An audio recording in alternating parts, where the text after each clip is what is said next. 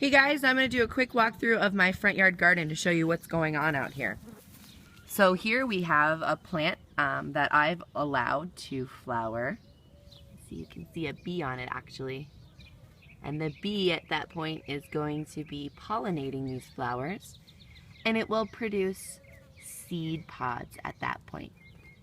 So this is a plant that's closely related to broccoli, but it's not actually the same plant as broccoli. It looks very similar if you look up close. And so when saving seed, we allow the plant to go past the point of eating.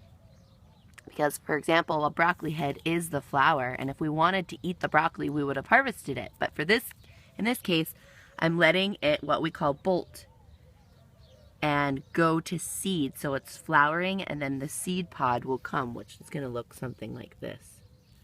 Okay. Behind it, I have some lemongrass that's actually going to seed as well. Lemongrass is looks very similar to a grass family. So there's the lemongrass. Here we have artichoke, and this is a really fun one. Artichoke is a perennial, so we're going to plant it. When you plant artichoke, you want to make sure that it's in a spot that it can grow for quote-unquote ever. It gets really large. It gets out to be about 6 to 8 feet in diameter. Here's a little artichoke coming on. There should be a few ones. So the artichoke is actually the seed of the plant, and when we eat it, we harvest it before it opens up to be a beautiful purple flower. So essentially what's going on is when we eat artichoke, we're eating the seed pod, but if we're letting it go to seed, we let it basically mature, and when we're eating it, we're eating an immature seed pod. So, I mean, I don't know if you could tell, but it's 6 feet wide, and that's one plant, and it's second season. Here we have some cilantro that I've let go to seed, and the young leaves of the plant are called cilantro, and after it bolts, is the term we use, after it bolts and goes to seed, it produces these beautiful flowers which welcome in a lot of bees. And then once they're pollinated, they actually form little balls of seed, and the seed is known as coriander. So cilantro is the same plant as coriander, but they're just different parts of that plant.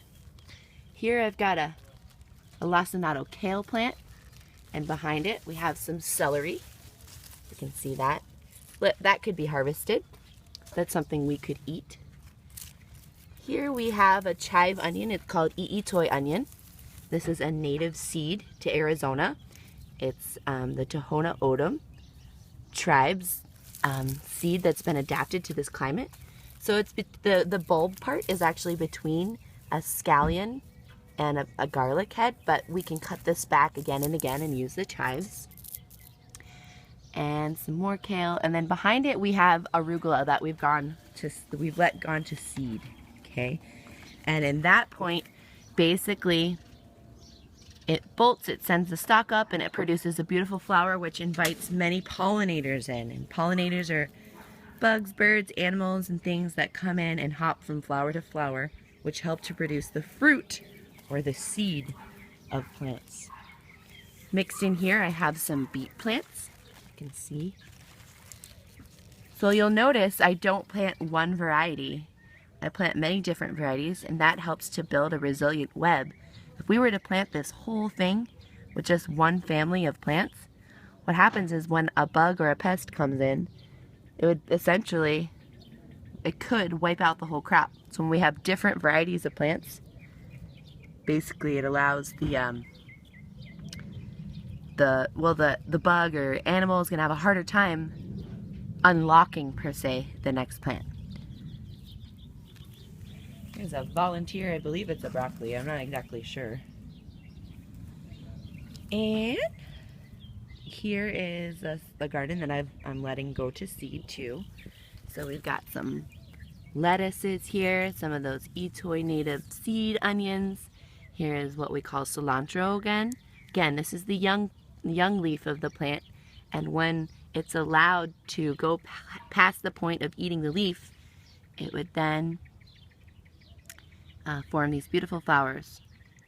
Here is a lettuce plant that we're allowing to go to seed. So the lettuce will send a stalk up the middle and produce flowers, which then are pollinated and produce the seed. There's a little walkthrough. There's a dill plant in there. We've got lettuce and different plants that I've allowed to go to seed. Here's some hollyhock. Hollyhock's a beautiful pollinator too. These are going to be making beautiful flowers. Here we have a wonderful plant. It's a native seed. It's so beautiful. It's called orac. The leaves are kind of like spinach. Here's a basil plant that is coming out of its winter dormancy, basically.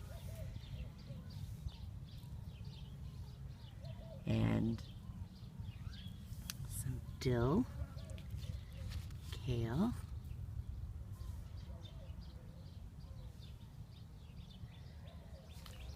If you have any questions, just feel free to reach out. I just figured I'd walk you through and share some things with you about my front yard urban garden.